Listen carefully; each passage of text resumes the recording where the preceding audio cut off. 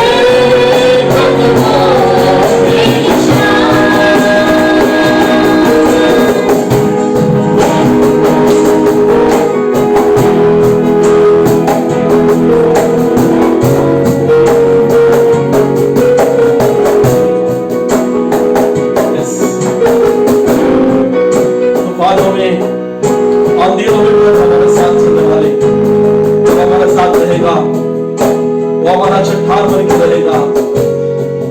हमारी जिंदगी में कोई डर की भय नहीं रहेगा।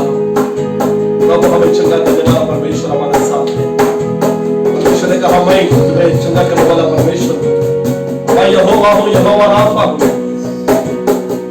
आज देश में, हर एक देश में, सारे जगत में बहुत से लोग अपने बीमारियों से, इस दुनिया से दूर हो गए। आज हम जिंदा है, चंगा है, प्रभु के समुख में तंदुरुस्त है। ये सिर्फ प्रभु की अनुग्रह है, उनकी कृपा है। होगा हम याद रखते हुए, प्रभु आज तक हमें आपने चलाया।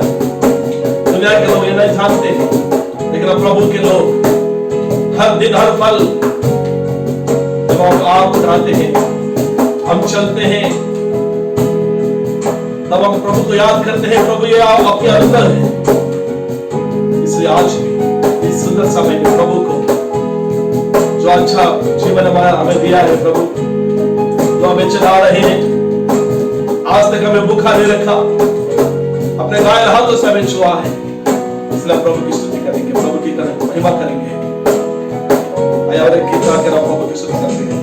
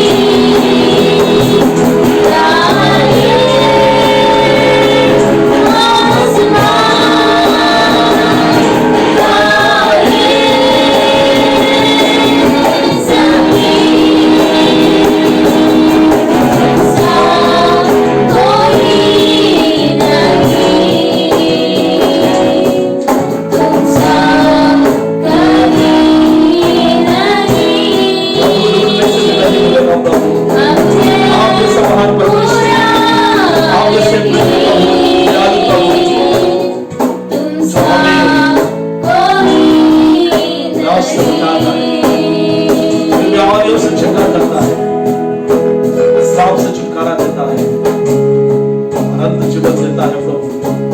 आप जैसा परमेश्वर, आप जैसा प्रेमी दयालु इस दुनिया में हमें यकीन हो गया प्रभु, हमने चाक करने का है, आप जैसे कोई नहीं। प्रभु आप उनकी स्तुति करते हैं समय के लिए, समय हमारे साथ जो भी आपके आराधना में है उपस्थित है प्रभु, आपकी उपस्थिति को अनुभव कर रहे प्रभु, सब के लिए मैं धन्यवाद देता हूँ। इस अच्छे मौका में दिया प्रभु, इस सुंदर समय में दिया प्रभु, इसके लिए धन्यवाद देता हूँ।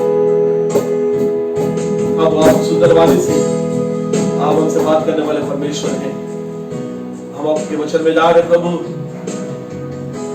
आपकी वाणी हमें सुना दीजिए ताकि हमारा जीवन बदल जाए, हम आपके लिए कुछ कर सके, हम आपके लिए जी सके, क्योंकि प्रभु आपने हमारे लिए आपके जान दे दी प्रभु, हम आपके लिए कुछ नहीं दे पाए।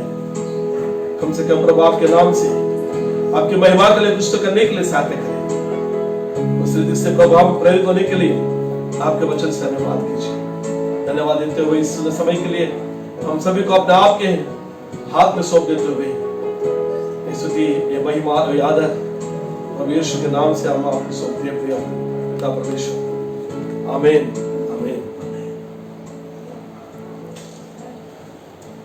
Praise the Lord, hallelujah. प्रभु की स्तुति हो, प्रभु की महिमा हो। प्रियो, जब हम प्रभु की स्तुति और आराधना करते हैं तो प्रभु हमारे आवाज को नहीं, हमारे हृदय को देखता है, हमारे शब्दों को नहीं, मन के अंदर की गहराई की भाव प्रकट को देखता है। तो हम प्रभु की स्तुति करने के लिए, इस सुंदर समय के लिए हम धन्यवाद देते हैं।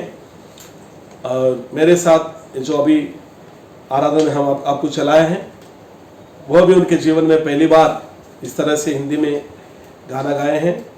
तो माफ़ कीजिए अगर हम सही रीति से ना गाए हुए थे, तो आगे चल के हम बड़ा प्रभु की दया से अच्छे से प्रभु की स्तुति करने के लिए हम तैयार करेंगे और हम सब प्रभु की महिमा करते रहेंगे।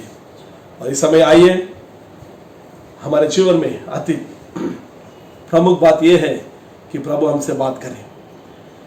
हम कितना भी प्रभु की महिमा गाए, स्तुति गाए, जब तक प्रभु हमसे बात नहीं करेगा हमारे जीवन में बदलावट नहीं आएगा।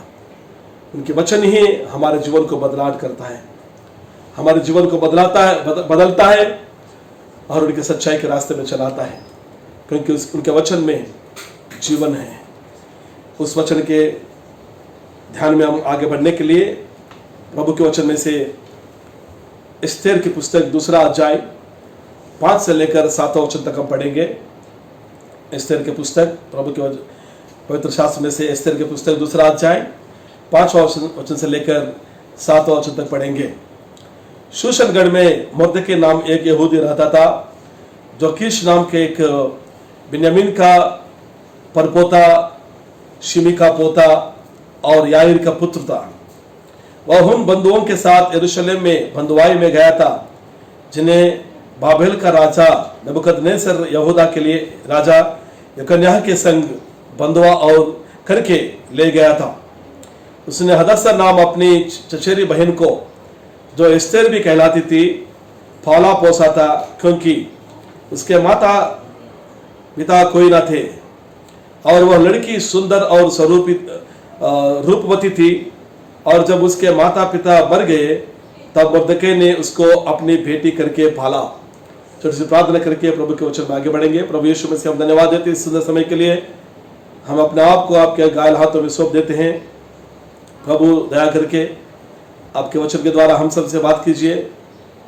प्रभु मुझको आपके क्रूस की आड़ में छुपाकर मेरे से और यहाँ पे प्रभु जो भी लाइव में देख रहे हैं और देखने वाले हैं, उन सभी से आप ही बात करें, क्योंकि वचन आपका है। प्रभु पवित्र आत्मा हमारे बीच में है। हम धन्यवाद देते हुए हम सभी को अपना आपके घायल हाथों में सौंप देते हुए प्रभु यीशु मसीह के नाम से मांगते, सुने और ग्रहण करें। आमीन आमीन। प्रिय भाई और बहनों, इस समय प्रभु के वचन में जाने से पहले आज मुझे बेतल प्रेहराउस के जो इवेंजलिस्ट भाई मनीष भाई ने कहा था कि हमारा एक थीम वर्ड है मत्ती के सुसमाचार 28वां अध्याय और 19 का वचन, जहां पे अपने सुसमाचार सारे जगत को प्रचार करते हुए बहुत लोगों को हमें चेला बनाना है। वो मकसद से हर एक कलीसिया है, मैं मानता हूं। और आज कलीसिया किस रीति से होना है और किस रीति से आगे चलना है, उनकी नकल मैं एस्तेर के साथ दिखाते हुए प्रभु के वचन में हम आगे बढ़ेंगे। यहां पे एस्तेर नामक ये औरत हम देखते हैं, इसमें लिखता है उनका नाम दो है, एक एस्तेर और एक हदासा। और वचन में लिखता है उनका माता पिता कोई नहीं, दोनों मर गए और उनके चाचा के साथ वो रहती हैं और उनके चाचा उनको अपने बेटी मानकर उनको पालन पोषण करता था। प्रिय भाइयों बहनों, यहां पे लिखता है कि उनको माँ बाप अभी नहीं है, थे लेकिन वो मर गए। और आज जिनके साथ रहते हैं वो उनके भाई हैं, लेकिन वो भाई उनको अपने पोती के समान या लड़की के समान, बेटी के समान मानकर उनको पालन पोषण कर रहा है।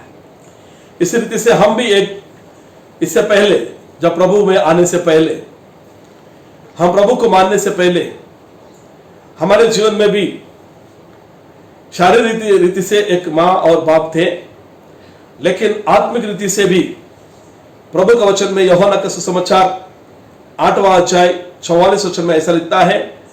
वहां पे यहूदी लोग को देखते हुए प्रभु यीशु कहता है, वो लोग आके बोलते हैं कि हमारे पिता इब्राहिम है, हम उनके संतान हैं। लेकिन प्रभु यीशु उनसे कहता है तुम अपने पिता शैतान के संतान हो, क्योंकि तुम अपने पिता की लालसाओं को पूरा करना चाहते हो। इसका मतलब यह है कि जो शैतान के लालसाओं को, इस दुनिया की लालसाओं को, शारीर की लालसाओं को जो पूरा करना चाहते हैं, उनका पिता जो है शैतान है, वो शैतान के बच्चे हैं। उस तरह से प्रभु यीशु मसीह उनसे कहता है। तो हम प्रभु में आने से पहले हम भी इस संसार की लालसाओं में, शारीर की लालसाओं में और इस दुनिया के अनुसार शारीरिक रीति से पापों में, अपने मन के इच्छा के अनुसार भयंकर जीवन हम जीते थे। तब हम शैतान के बच्चे होकर हम दुनिया में एक पापी जीवन जीते हुए मृत्यु के ओर हम दौड़ रहे थे। उसका जो अंत है वो नाश, नरक है। तो आज जो पुराने जो रिश्ता है जो शैतान से, उसको हम तोड़कर, उसको हम उतार डालकर आज प्रभु यीशु मसीह को अपनाए हैं। इसका मतलब यह है कि एफेसियों का पत्र 2 अध्याय 1 वचन में हम अपने पापों के लिए और अपने श्रापों के लिए, अपराधों के लिए हम मर गए और प्रभु यीशु मसीह के द्वारा हम नया जीवन पाए हैं। तो इस तरह से जब तक हमारे जीवन में जो नस शैतान की, दुनिया की लालसा की हमारे अंदर होता है, तो हम जिंदगी भर हम शैतान की या इस दुनिया के जो मालिक है, जो प्रभु यीशु मसीह वो कहता है कि दुनिया का मालिक मैं हूं, उस तरह से हम उनकी लालसाओं को, उनकी इच्छाओं को पूरा करते हुए इस दुनिया में पाप के जीवन जीते ही रहेंगे। हालांकि हम प्रभु को माने या चर्च में जाए, बाइबल पकड़े, लेकिन जब तक हमारा नस नहीं करता है शैतान से, इस दुनिया की जो आत्मिक रीति से शैतान से हमारा नस नहीं करता है, तब तक हम प्रभु के लोग नहीं हैं। लेकिन आज हम एक कलीसिया कहलाते हैं, हम प्रभु के लोग हैं, धर्मी लोग हैं। हम प्रभु शैतान के नस को काटकर प्रभु के पास आकर अपने पापों को कबूल करके प्रभु यीशु मसीह को धारण करके हम उद्धार पाए हैं, वे बपतिस्मा लिए हुए हैं, प्रभु यीशु मसीह के लहू में हम धुल गए हैं, हम पवित्र लोग हो गए। तो हम आज, शैतान हमारा पिता नहीं है, बाप नहीं है, हमारा पिता प्रभु यीशु मसीह है। प्रियो, मैंने कहा हमारा पिता प्रभु यीशु मसीह, तो बहुत लोग बोलेंगे वो पिता कैसे हो सकता है, या वहां पे यहां पे लिखता है ये एस्तेर जो है, उनका चाचा उनको पालन पोषण कर रहा है। वो वास्तव में, माफ कीजिए, वो उनका बड़ा पिताजी का लड़की है, तो यह भाई बनता है। मुझे माफ कर दीजिए, हिंदी में थोड़ा तकलीफ हो रहा है। पहली बार बहुत साल के बाद मैं हिंदी में प्रचार कर रहा हूं, तो मुझे माफ कीजिए। वहां पे मुर्दकै जो है एस्तेर का भाई लगता है।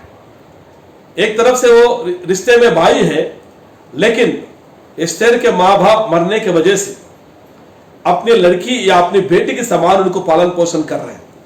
उसी तरह प्रभु का वचन में कहता है, हम जब दुनिया में थे, हमारा प्राचीन स्वभाव या प्राचीन जो दुनिया की जो पिछले जीवन, हम उसको छोड़कर प्रभु यीशु मसीह के पास आना है, जिसमें एफेसियों के पत्र 4 अध्याय 22 वचन से लेकर हम देखते हैं कि तुम अगले चाल चलन के पुराने मनुष्य को या पुराने स्वभाव को, जो भरमाने वाली अभिलाषों के अनुसार भ्रष्ट होता जाता है, उतार डालो और अपने मन के आत्मिक स्वभाव में नए बनते जाओ और नए मनुष्य को पहना लो, जो परमेश्वर के अनुसार सच की धार्मिकता और पवित्रता में सुझा गया है।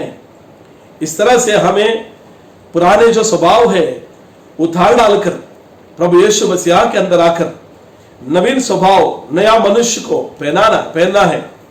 जब हम नए मनुष्य को, नए स्वभाव को, नवीन स्वभाव को पहनते हैं, तो हमारा जो इस पुराने जो चाल चलन है, पुराने जो लालसा है, स्वभाव है, जो रीति रिवाज है, वो सब बदल जाएगा। एफेसियों के पत्र 4 अध्याय 22 से लेकर वहां पर लिखता है कि तुम्हारे पुराने स्वभाव को तुम बदल डालो, उतार डालो और नवीन स्वभाव को पहनो।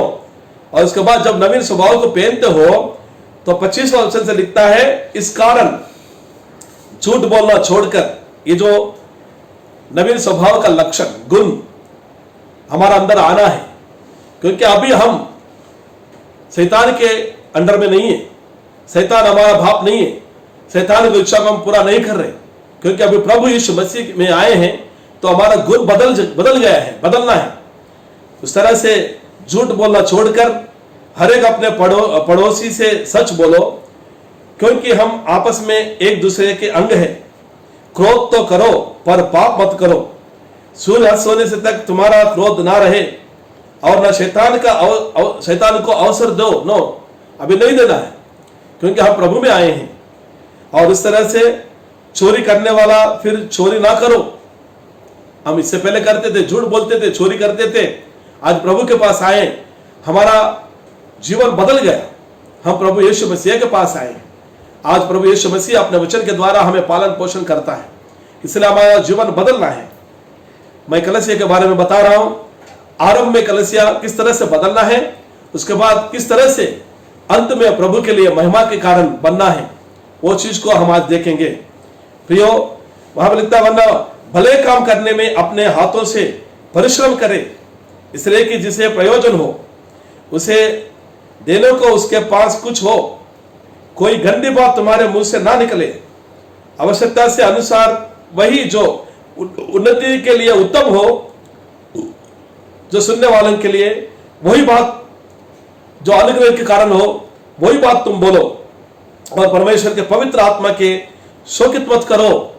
हमारे जीवन में प्रियो, बहुत से बार प्रभु के पास आने के बाद हमारे रीति रिवाज के अनुसार, स्वभाव के अनुसार, हमारे जो चाल चलन है, उसके द्वारा बहुत से बार पवित्र आत्मा को हम दुख से पहुंचाते हैं।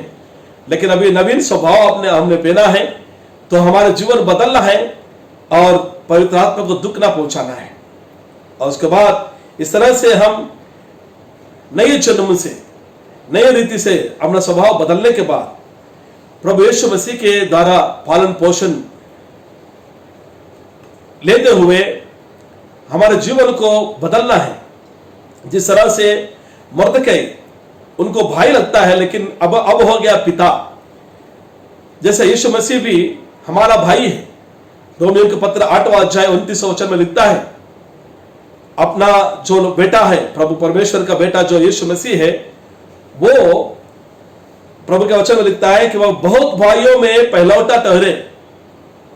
परमेश्वर का इच्छा है कि बहुत भाइयों में वो पहलौठा ठहरे, मतलब हमारा बड़ा भाई है प्रभु यीशु मसीह।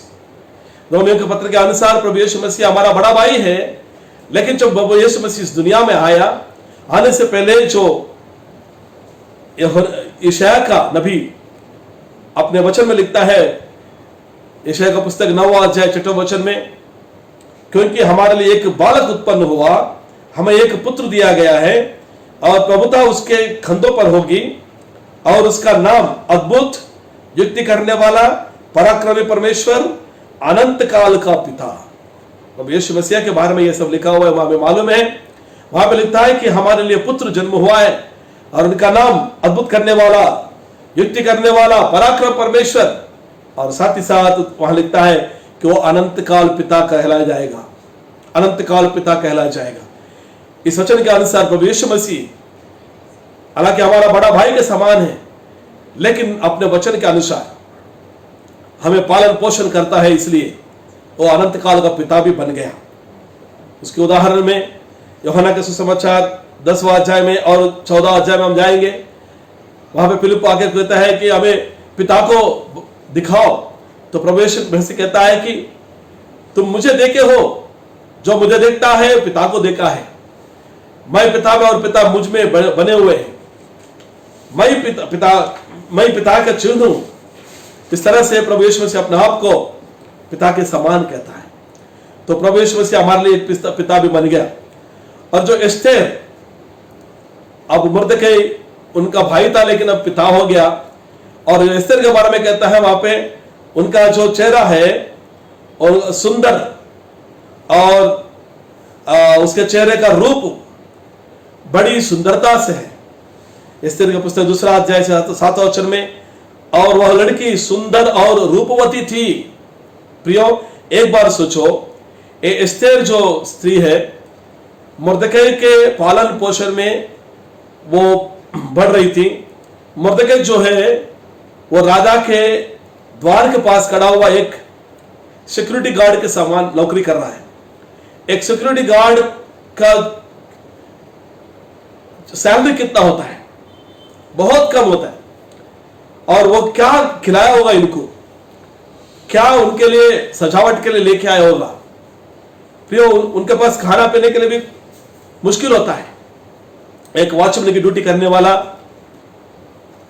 उनकी सैलरी बहुत कम होता है, बस उनके खाने पीने के लिए उसका सैलरी बस होता है। लेकिन यहां पे लिखता है कि उनके पालन पोषण में एस्तेर जो है उनके रूप बड़ी सुंदरता से, रूपवती से बदल गया।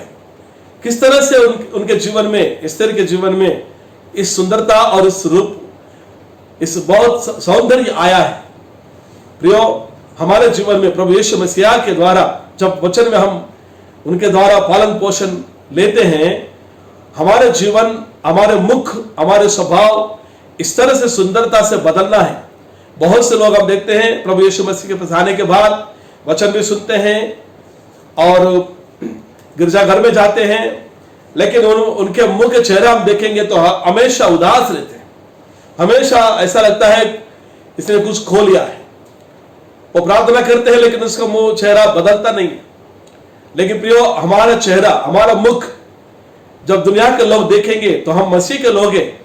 जब हमें देखेंगे तो वे लोग उनके जीवन में, हमारे जीवन में से, हमारे मुख में से उस सौंदर्यता को, उस उजाला, उस तेजस को वो पहचानना चाहिए। हमारे अंदर हमारा मुख हमेशा खिला हुआ रहना चाहिए। किस तरह से हमारा मुख इस तरह से बदलेगा? प्रभु के वचन में लिखता है, लूका का सुसमाचार 9वां अध्याय 29वां वचन में लिखता है कि जब प्रभु यीशु मसीह प्रार्थना कर रहा था तो उसके चेहरे का रूप बदल गया। प्रियो, ये एस्तेर, उनके मुख रूप जो है इतना सुंदर और इतना रूपवती क्यों है? क्योंकि एस्तेर के जीवन में उपवास और प्रार्थना दोनों वो बचपन से ही सीखी होगी।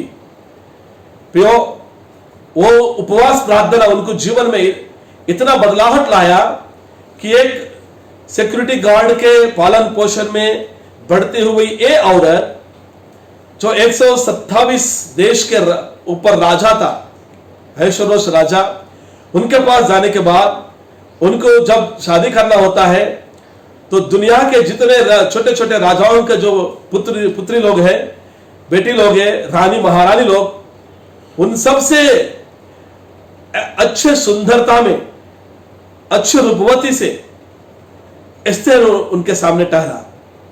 मतलब ये सारे दुनिया के लोगों में से, जो सौंदर्यवती लोगों में से ये इतना सौंदर्यवती कैसे बन गई? क्योंकि इनको बचपन में से है प्रभु के सम्मुख बैठकर, प्रभु के मुख देखकर उपवास में प्रार्थना करने में सीखी होगी। इसलिए जब अड़चन आया, जब यहूदी लोगों के ऊपर एक विनाश आया, तो तुरंत ये कहती है मुर्दकै से कि तुम जाके उपवास करो, और कुछ नहीं कहती है।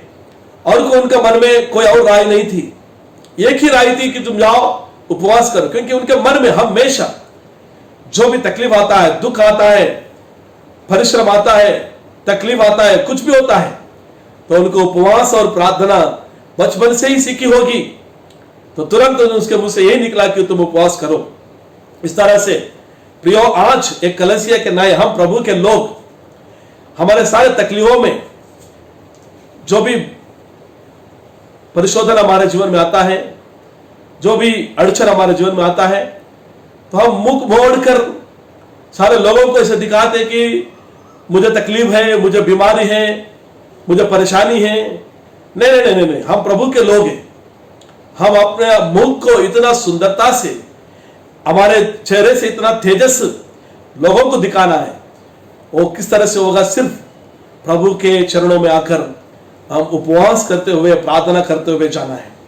एक कलीसिया आज जो सैकड़ों लोग ये कोरोना बीमारी से बहुत से तकलीफ में हैं, तो यह खुशी की बात है कि बहुत से प्रभु के लोग उपवास करते हैं, प्रार्थना करते हैं। यस, वो करना है, क्योंकि कलीसिया का ये कंपल्सरी, डिफॉल्ट, मैंडेटरी, या उनके जीवन में ये करना जरूरी है।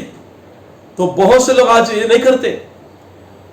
अच्छा, लॉकडाउन मिल गया, खाली समय मिल गया, तो दिन भर खेलते हैं, खाते हैं, घूमते हैं या और कुछ करते हैं। लेकिन प्रभु के लोग, आज कितने लोग उपवास करते हुए प्रभु के चरणों में प्रार्थना में लगे हैं।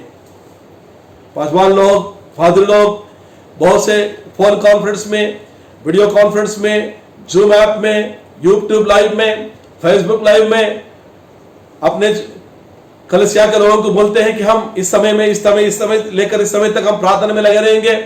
तो कितने लोग उनके साथ देते हैं, कितने लोग प्रार्थना में लगे हैं।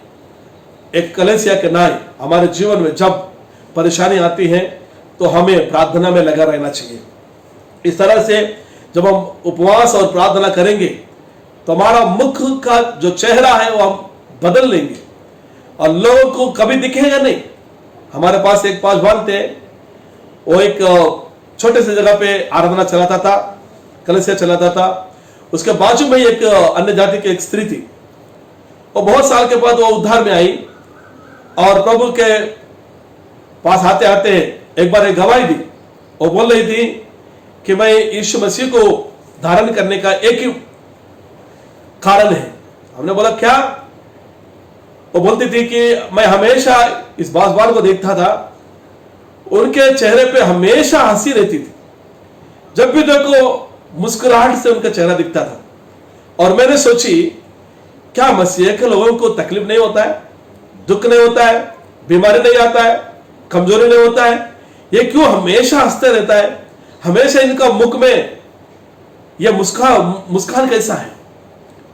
तो वो सोची कि अगर मैं भी प्रभु यीशु मसीह को धारण करूंगी, तो मुझे भी ऐसे ही मुस्कान मिलेगा, मुस्कुराहट मिलेगा, हंसी मिलेगा।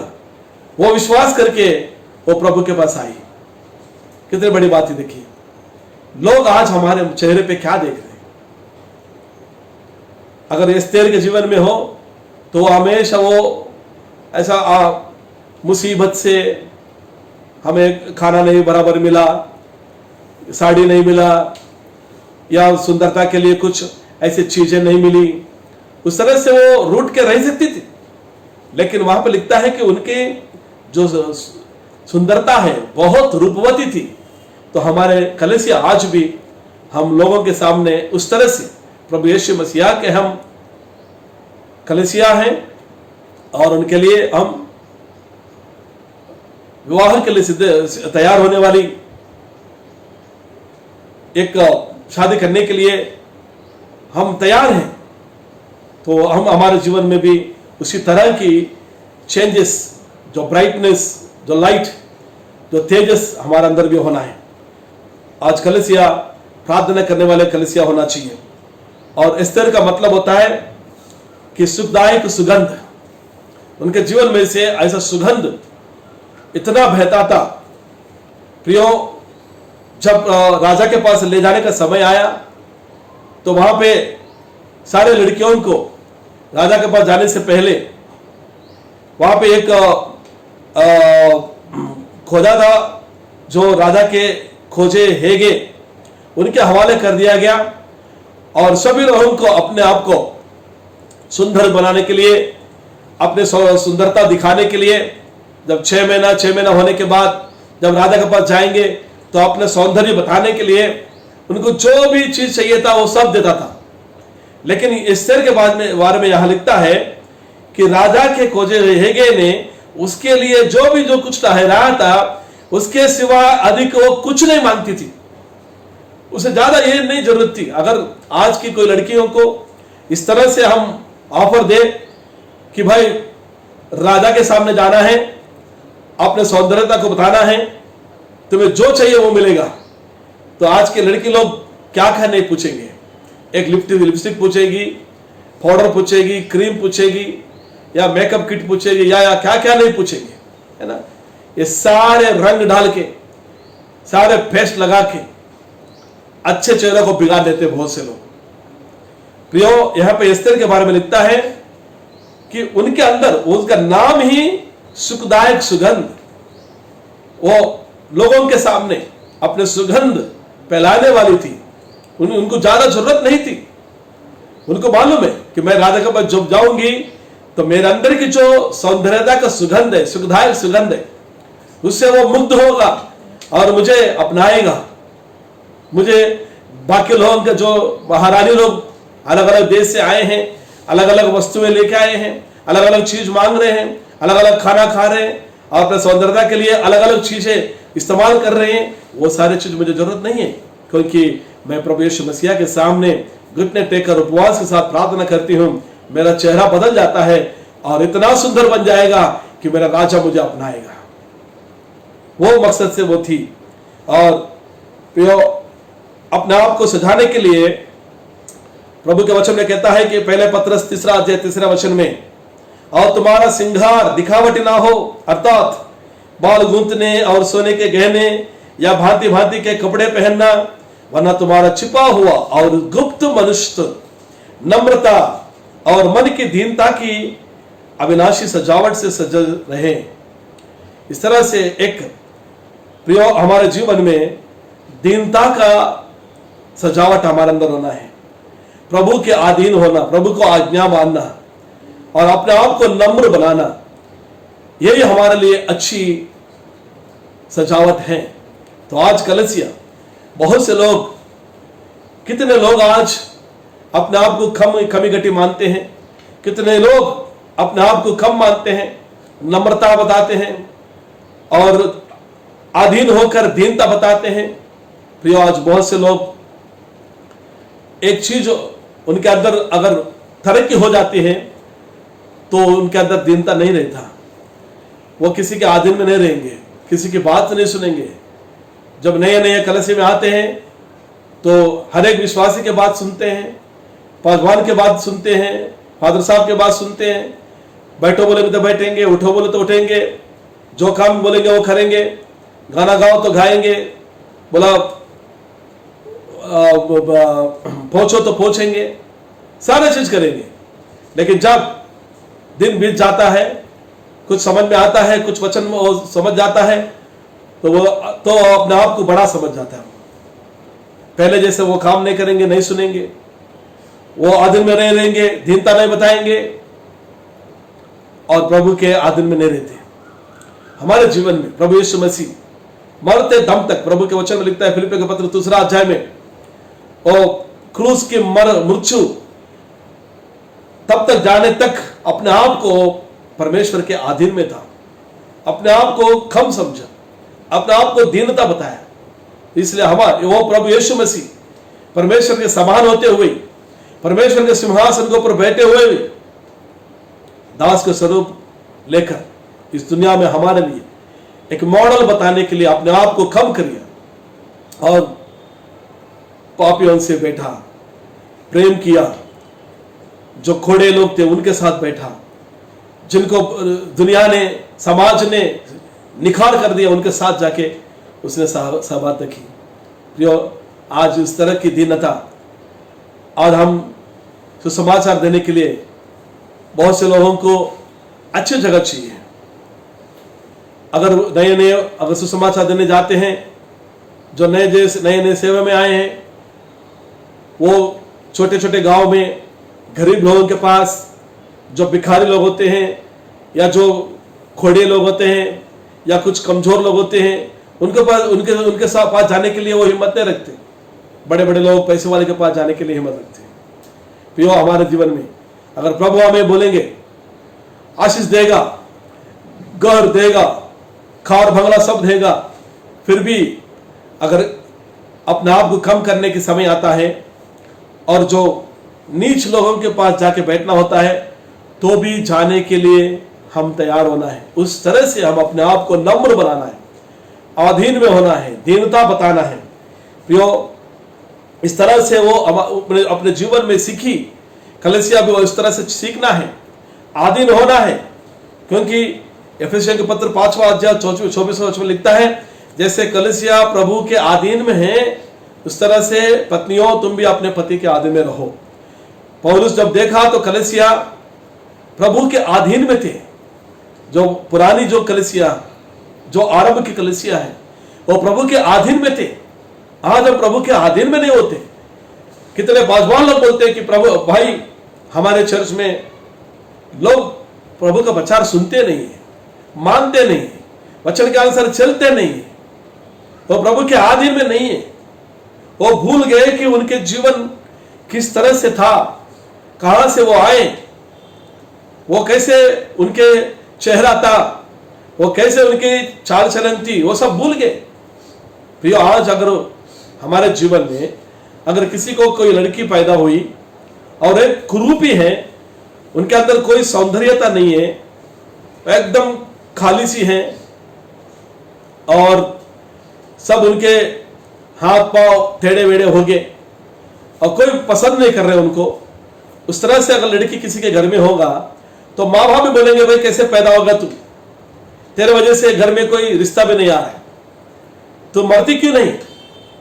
तो उतना वो लोग मतलब उनके वजह से ठंग आ जाते हैं और सोचते हैं कि ये कब मर जाएगी ताकि लोग हमारे पास आए, रिश्ता बनाए, दूसरे लड़की हैं। उस तरह से अगर समझो किसी के घर में है और ये लड़की सोच रही कि परमेश्वर मुझे तू इस तरह से क्यों बनाया, क्यों सब लोग मुझे निखारते हैं, सब लोग मुझे भगा देते हैं, कोई मुझे पसंद नहीं करते और मेरे रूप स्वरूप अच्छे नहीं है, मैं जीने से अच्छा मरना है। अगर ऐसे सोचकर अगर वो आत्महत्या करने के लिए जाती होगी, गांव के बाहर गई और सोची कि कोई तालाब में गिर कर मर जाऊंगी, उसी समय अगर समझो कि वहां से एक कलेक्टर गुजर रहा है, उस प्रदेश के कलेक्टर गुजर रहे हैं और उन्होंने वो जवान लड़का है और इस लड़की को देखा, क्या मालूम कैसे पसंद हुआ, तो उन्होंने कार रोक के बोला होगा जी मैं आपसे शादी करना चाहती हूं। ऐसा हो सकता है भैया? नहीं हो सकता है। लेकिन समझो ऐसा हो गया और वो लड़की को बोला कि मैं तुमसे शादी करता हूं और वो दोनों की शादी हो गई। समझो शादी होने के बाद वही वो कार में बैठ के कलेक्टर के साथ, कलेक्टर की पत्नी की तरह से उसी गांव में, उसी घर में अगर आई होगी तो उसके घर वाले के और उसके गांव वाले के हालत क्या होगी। सारे लोग आके वो लड़की के पास धन्यवाद करते बोलेंगे कि हमारे ये तकलीफ है, वो तकलीफ है, क्यों ना आपके पति को ये सब बात बताएंगे, आप हमारे गांव वाली है, हमारे विश्व में पाले पोसे बड़ी हो गई है, प्लीज हमारे लिए कुछ रिक्वेस्ट करो। ऐसे करके कितने लोग उसके साथ नहीं आएंगे जो एक जमाने में उनको टुकराए, उनको भगा दिया वहां से, कोई पसंद नहीं किए। आज कलेक्टर की पत्नी होने के वजह से वो लोग उन्हीं के पास जाके अपने पति को ये समाचार देने के लिए उनसे कितने पैर पकड़ते होंगे। प्रिय, उनका जीवन बदल गया, स्वरूप नहीं बदला लेकिन उनका हालात बदल गया। क्यों? क्योंकि कलेक्टर साहब ने उनसे शादी की। उस तरह से अगर इतना अच्छा उनको आदर मिल गया, सम्मान मिल गया, तो ये लड़की कभी उनके पति से बोलेगी कि मुझे ये नहीं लाया, वो नहीं लाया, ये नहीं दिया, साड़ी नहीं दी, ये सौंदर्यता के सुंदर सजावट के लिए ये चीज नहीं लेके आई, कभी बोलेगी? नहीं बोलेगी। वो जिंदगी भर ये बोलेगी कि मैं आपके पैरों के तले बैठूंगी, जो आप बोलेंगे वो करूंगी, जिंदगी भर आपके पैर दबाते बैठूंगी, मैं तुम्हारे अधीन में रहूंगी, क्योंकि दुनिया मेरे खिलाफ थे, मुझे कोई सामने आने देते नहीं थे, कोई मेरे वो देखते भी नहीं थे, सब लोग मुझे नकारते थे। आपने अपनाया और इतना आदर मुझे, सम्मान मुझे मिला, इसलिए मरते दम तक मैं तुम्हें अधीन रहूंगी, आभारी रहूंगी और तुम्हारे पैरों तले रहूंगी। इस तरह से वो जिंदगी भर घमंड नहीं करते हुए उनके अधीन में रहेगी। तो प्रियो, वो लड़की कोई और नहीं, हम ही हैं। हम पाप में इतने भयंकर स्थिति में थे कि अगर अपने आप को चेहरे हमारा देखेंगे तो कितने गंदे थे हम लोग। हमारे रीति रिवाज, हमारे चाल चलन, हमारे बातें, हमारा स्वभाव कितना भयंकर था, कोई हमें नजदीक रखते नहीं थे। लेकिन प्रभु यीशु मसीह हमें प्रेम किया, हमारे लिए बलिदान हुआ, लहू बहाया, हमें अपनाया और हमारे साथ शादी करने के लिए और विवाह में जुड़ने के लिए हमारे लिए फिर से आने वाले हैं। अगर उस चीज को जब अब कलीसिया जानेगी तो जिंदगी भर कलीसिया, जो प्रभु के लोग हैं, वो प्रभु के अधीन में रहेंगे। प्रियो, इस तरह से एस्तेर को मालूम था कि मेरे जिंदगी क्या थी, मैं कहां पाली पोसी, वो मालूम थी। इसलिए वहां रानी बनने के बाद भी 127 देशों के ऊपर रानी बनने के बाद भी प्रभु का वचन कहता है, एस्तेर की पुस्तक 2 अध्याय 20 वचन में, और एस्तेर ने अपनी जाति और कुल का पता नहीं दिया था, क्योंकि मुर्दकै ने उसको ऐसी आज्ञा दी थी कि ना बताए। और एस्तेर मुर्दकै की बात ऐसी मानती थी जैसे कि उसके यहाँ अपने पालन पोषण के समय मानती थी। मुर्दकै के यहाँ जब उनके पालन पोषण में थी, उस समय जिस तरह से उनके अधीन में थी, उनको बात मानती थी, उनके अधीन में थी, आज रानी महारानी होने के बावजूद भी यहां वचन लिखता है कि उसी तरह उसके बाद ऐसे मानती थी कि जिस तरह उनके साथ जब रहती थी। तो आज प्रियो, हमारे अंदर घमंड क्या है? प्रभु यीशु मसीह अपने लहू देकर हमें चुना है, हमें खरीदा है, हम अपने आप में कुछ नहीं है, प्रभु यीशु मसीह के हम हैं। तो घमंड की कोई बात हमारे अंदर नहीं है। हम प्रभु यीशु मसीह को उतना ही अधीन होना है। और उस तरह से उनका नाम दूसरा हदस्सा, जिसका मतलब होता है सितारा, एक ज्योति। प्रभु के वचन में दानियल ग्रंथ 12 अध्याय 3 वचन में लिखता है, जो दूसरों को धर्मी मार्ग में अच्छे जीवन के राह दिखाते हैं, वो अनंत काल के लिए तारों के समान चमकने लगेंगे। प्रिय भाइयों और बहनों, कलीसिया भी आज एक तारों के समान चमकना है। बहुत से लोगों को प्रभु के ओर फिराना है। वही मत्ती सुसमाचार 28वां अध्याय 19वें वचन में कहता है, प्रभु यीशु कहता है कि जाओ, सारा सृष्टि को तुम सुसमाचार फैलाओ और सभी को मुझे मेरे चेले बनाओ। ये कलीसिया का ऊपर प्रभु ने दिया हुआ आज्ञा है। अगर हम एक कलीसिया के नाई प्रभु के अधीन में हैं, उनके आज्ञा को मानने में हैं, तो हमें एक सितारे के समान, तारों के समान बहुत से लोगों को प्रभु के पास लाकर अनंत काल के लिए एक सितारे के समान चमकना है। हदस्सा, जिनका नाम सितारा, वो भी क्या की बात प्रभु के वचन में लिखता है, एस्तेर ग्रंथ 4 अध्याय 7 वचन में, वहां पे हामान ने यहूदियों के खिलाफ एक शासन बनाया राजा के पास जाकर कि यहूदी लोग घमंड के लोग हैं, वो किसी की बात नहीं मानते, किसी के सामने झुकते नहीं है, इन सभी को नष्ट किया जाए। तो राजा ने उनको बात मान ली और शासन दे दिया। यह बात जब मुर्दकै को मालूम पड़ा, तब उन्होंने संदेश भेजा एस्तेर को और कहा कि तुम महारानी हो, उस स्थान में हो, बैठी हो, अगर तुम सोचते हो कि मैं बच जाऊंगी तो हमारे लिए सहायता दूसरी जगह से आएगा, लेकिन याद रखो किसने तुम्हें इतना ऊंचे स्थान दिया है। आज प्रियो, प्रभु यीशु ने, हम नाश होने वाले थे, नरक में जाने वाले थे, श्राप में थे, बंधन में थे, प्रभु यीशु मसीह अपने लहू बहाकर हमें खरीद कर हमें उद्धार दिया, श्राप से बचाया, मृत्यु से बचाया, नरक से बचाया। हम तो बच जाएंगे, लेकिन हमें अपने लोगों को बचाना है। आज प्रभु यीशु मसीह तुमसे और मुझसे सवाल करता है, तुम्हारा काम क्या है? तुम्हें इतने उच्च स्थान में मैंने बिठाया, तुम्हारा काम क्या है? अपने लोगों को बचाना है। तब एस्तेर ने यह नहीं कही कि मैं तो बच गई, मैं तो महारानी हूं, मैं तो महल में हूं, मुझे कोई चिंता नहीं। नहीं, ये नहीं कही। एस्तेर ने बोली, तुरंत बोली कि मोर्दकै से ये कहो कि आप जाके 3 दिन तक ना कुछ खाओ ना कुछ पियो, मेरे लिए उपवास रखो, क्योंकि राजा के पास जाना इतना आसान नहीं है। अगर जो कोई राजा के पास जाता है बिना बुलाए और उनके दंड अगर उनके ऊपर नहीं दिखाता है तो तुरंत उसका सर कटा जाएगा। और बहुत दिन से मैं नहीं गई, अगर बिना बताए मैं जाऊंगी, अगर उसके दंड मेरे और नहीं बताएगा तो मेरा भी सर कट जाएगा। इसलिए मेरे सर ना कटने के लिए आप सभी उपवास करो, प्रार्थना करो। मैं भी उपवास रखती हूं, मेरे साथ जो लोग हैं उनके साथ मैं भी उपवास रख के प्रार्थना करती हूं।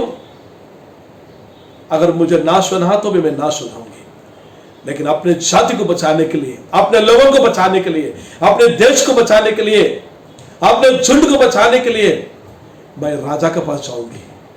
प्रियो, आज प्रभु यीशु मसीह हमारा राजाओं का राजा, प्रभुओं के प्रभु है। आज कलीसिया के नाई देश को बचाने के लिए, लोगों को बचाने के लिए, अपने रिश्तेदारों को बचाने के लिए ऐसी हिम्मत हम क्या रख रहे हैं कि प्रभु के पास मैं जाऊंगा, उपवास रखकर प्रार्थना करूंगा, सुसमाचार प्रचार करूंगा। मुझे नाश हो रहा तो नाश होने दो, लेकिन मैं अपने लोगों को बचाऊंगा। यह सवाल हमारे अंदर गूंजना है प्रियो, हमारे नस नस में वो गूंजना है। और पवित्र आत्मा के द्वारा ये आग हमारे अंदर बहना है। हमारे देशवासी बहुत से नाश हो जा रहे हैं, नरक में जा रहे हैं, श्राप में हैं। प्रभु, आपके चरणों में आता हूं, उपवास के साथ प्रार्थना करता हूं। मुझे मेरे देश को बचाना है, मेरे लोगों को बचाना है। मुझे आपके सम्मुख मुझे स्थान दिया है, लेकिन मैं उतर जाऊंगा, जमीन तले जाऊंगा, घुटने टेकूंगा, उपवास रखूंगा, प्रार्थना करूंगा। प्रियो, वो कहती है, और यदि नाश हो गई तो हो गई, लेकिन मैं जाऊंगी। 5वां अध्याय में लिखता है, वो हिम्मत के साथ गई। तीसरे दिन एस्तेर अपने राजकीय वस्त्र पहनकर राजभवन के भीतर आंगन में जाकर राजभवन के सामने खड़ी हो गई।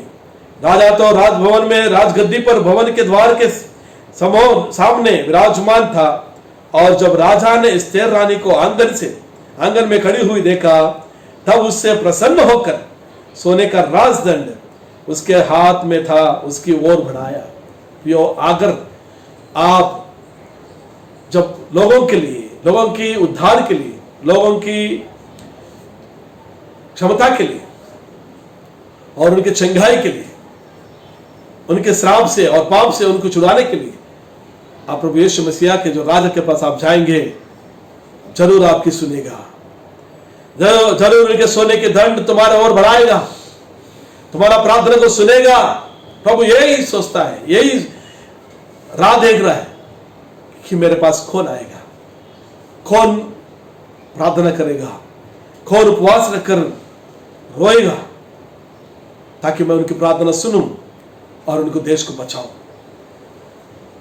प्रियो, इस तरह से प्रभु के पास जाएंगे, प्रार्थना करेंगे, जैसे एस्तेर ने की, राजा का दया प्राप्त की और उनको बताई कि मेरे झुंड या मेरे यहूदी लोगों के खिलाफ इस तरह से शासन हुआ है। अगर आप मुझ पर प्रेम करते हो, दया मुझ पर दिखाते हो, अगर मुझ पर आप प्रसन्न हो, तो दया करके उस शासन को बदलाव लाइए, उनको उस शासन लागू नहीं होने के लिए उनको उसको बदल कर और एक शासन बनाइए। तो राजा ने कहा, यस, मैं प्रसन्न हूं। आज प्रभु यीशु भी तुम्हारे लिए प्रसन्न है, हम पर प्रसन्न है। हम लोगों के बारे में जो प्रार्थना करते हैं तो सुनने वाला परमेश्वर है। लोगों को बचाने के लिए हम प्रभु के पास जाते हैं तो दया प्राप्त करेंगे हम। प्रियो, वहां पे यहां लिखता है कि उस शासन को पलटने के लिए लिखा जाए। राजा जी, जो हामान ने, हमारे शत्रु है, हमारे खिलाफ जो शासन बनाया, उसको आप पलटाए। आज वो हिम्मत, वो ताकत, वो चीज करने के लिए सिर्फ प्रभु ने हमारे हाथ में सौंपा है। स्वर्गदूत को यह काम नहीं सौंपा। शैतान की सारे जो भी उनकी टैक्टिक्स है या सारे जो शासन है, शैतान की जो भी कामकाज है, उस सारे चीजों को, जो प्लान है, उस सारे चीज को पलटने की ताकत प्रभु हमें दिया है। हम प्रभु के पास जाएंगे, प्रार्थना करेंगे, तो शैतान के सारे प्लान को प्रभु उलट पलट कर देगा। जैसे एस्तेर ने राजा के पास गई और राजा से पूछती है 8वां अध्याय 5वां वचन में कि हे राजा, अगर आप मुझ पर प्रसन्न हैं, अगर आप मुझ पर इच्छा रखते हैं और मेरे बात आपको ठीक जान पड़े, तो अगर मैं अच्छी लगती हूं, तो जो चिट्ठियां हमदाता आगागी के पुत्र हामान ने राजा के सब प्रांतों के यहूदियों का नाश करने की युक्ति करके लिखाई थी, उनका पलटने के लिए लिखा जाए। तो 17 वचन में राजा कहता है, तुम अपने हाथ से लिख लो, जो शासन तुम्हें लिखना है लिख लो। प्रियो, उस तरह से वो शासन पलटने की शासन एस्तेर लिखती है और राजा उसको कबूल करता है, हमें मालूम है। लेकिन अचंभा काम यह है कि 8वां अध्याय 17 वचन में, और जिस जिस प्रांत और जिस जिस नगर में जहां कहीं राजा की आज्ञा और नियम पहुंचे, वहां वहां यहूदियों को आनंद और हर्ष हुआ, और उन्होंने जवनार करके उस दिन को खुशी का दिन माना, और उस देश के लोगों में से बहुत लोग यहूदी बन गए। दूसरे ट्रांसलेशन में लिखता है कि उस देश के बहुत से लोग यहूदियों के धर्म अपनाए, अपने धर्म छोड़ दिए और यहूदी को धर्म अपनाए, यहूदी की धर्म अपनाए। एक एस्तेर सारे देश के बहुत से लोगों को यहूदी की धर्म अपनाने में अगर काबिल हुई, तो हम क्यों नहीं हो सकते? अगर प्रभु के पास वही हिम्मत से, जागृति से अगर प्रभु के पास जाए, उपवास करें, प्रार्थना करें, एक सितारे के नए चमकने के लिए, लोगों को प्रभु के सामने लाने के लिए, प्रभु के ओर उनको फिराने के लिए, शैतान के सारे चीजों को उलट पलट करने के लिए, जब प्रभु यीशु मसीह के पास हम जाएंगे, तो प्रभु हमारा भी प्रार्थना सुनेगा, हमको भी एक सितारा बनाएगा, और स्वर्गराज में हम भी अनंत काल के लिए तारों के समान चमकेंगे, एस्तेर के नाई, हदसा के नाई। प्रियो, आज कलीसिया, दो चीज होना है कलीसिया में। एक, अपना सुगंध लोगों में बांटना है, हमारे अंदर सुखदायक सुगंध लोगों में दिखाना है, प्रेम के जरिए, अपने आप को कम करने से, नम्र बनने से, आधीन होने से, अपने आप को कम समझने से और लोगों को प्यार बांटने से हमारे अंदर की सुखदायक सुगंध हम फैला सकते हैं। और दूसरी तरफ प्रभु के पास जाकर, घुटने टेककर, उपवास करके, प्रार्थना करके लोगों को प्रभु के ओर फिराना है। यही कलीसिया का मकसद होना है और यही कलीसिया करना है। आज यो अंत दिन में है, हम लोग अंतकाल में हैं। सैकड़ों साल पहले एक औरत जो सिर्फ एक वॉचमैन की पालन पोषण में फली, वो औरत अगर इतनी बड़ी काम कर सकती है, 127 देशों के राजा उनके बात सुन सकते हैं।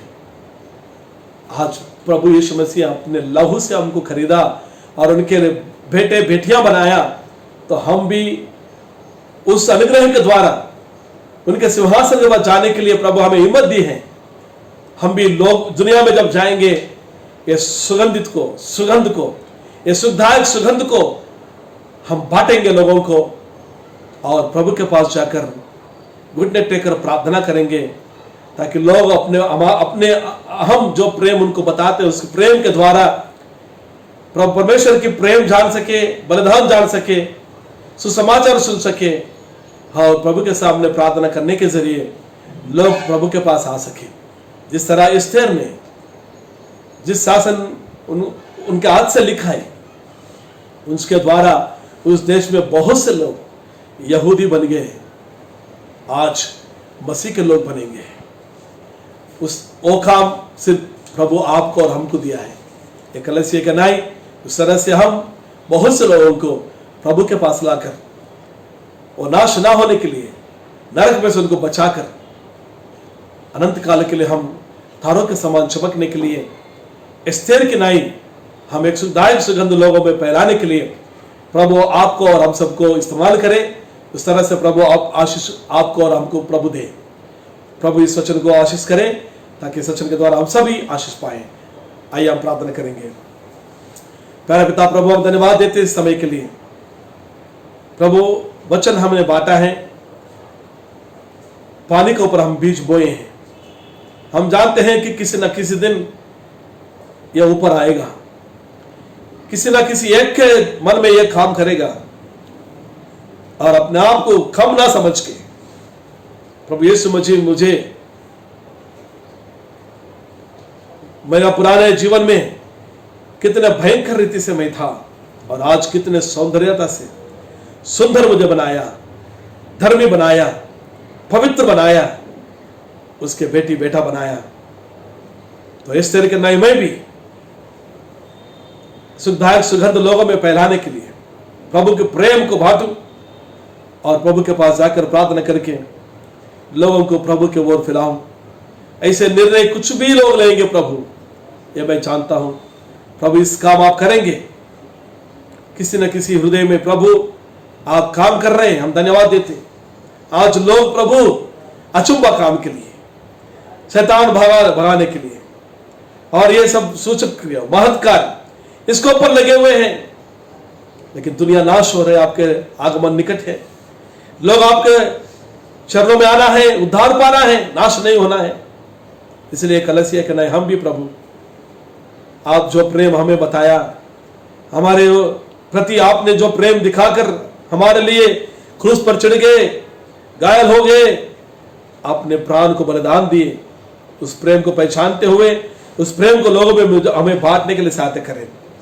और उसके साथ प्रभु आपके चरणों में आकर घुटने टेक कर प्रभु प्रार्थना करके हम हरेक लोगों को आपके ओर फिर आने के लिए, ताकि अनंत काल के लिए हम आपके राज्य में एक तारों के समान चमकने के लिए हम सभी को आप बनाइए। प्रभु धन्यवाद देते हैं इस सुंदर समय के लिए, इस अवकाश के लिए हम धन्यवाद देते हैं। प्रभु ये Bethel prayer house Facebook page जो चला रहे प्रभु मनीष भाई के लिए हम धन्यवाद देते हैं। प्रभु इस तरह से हर दिन आपके सुसमाचार, आपके वचन सुनाने के लिए प्रभु आपने उनके कारण बनाया, उनको आशीष दीजिए, उनकी सेवकाई को बढ़ाइए, और जो भी ये बात सुन रहे प्रभु उन सभी को आशीष दीजिए। जो प्रभु में नहीं है वो आपके प्रेम को जानने के लिए सहायता करें, जो प्रभु में है आपकी सुखदायक सुगंध लोगों में बांटने के लिए, और प्रभु को आपके सामने प्रार्थना करने के लिए, ताकि बहुत से आत्मा को जीतने के लिए सहायता करें। इस तरह से प्रभु हम जब आपके पास आएंगे तो लज्जित ना हो सके। आपने हमारे लिए जो कुछ किया है उसके प्रति हम कुछ सो करने वाले होंगे, उस तरह से हमें खड़ा होने के लिए सहायता करें। हम अपने आप को आपके हाथ में सौंप देते हुए ये छोटी सी प्रार्थना प्रभु यीशु मसीह के नाम से मांगते हैं, सुने और ग्रहण करें। आमीन आमीन आमीन। धन्यवाद। आप सभी को प्रभु जय मसीह की। प्रभु आपको आशीष दे, इस वचन के द्वारा प्रभु आपको आशीष दे। धन्यवाद। Thank you so much. God bless you.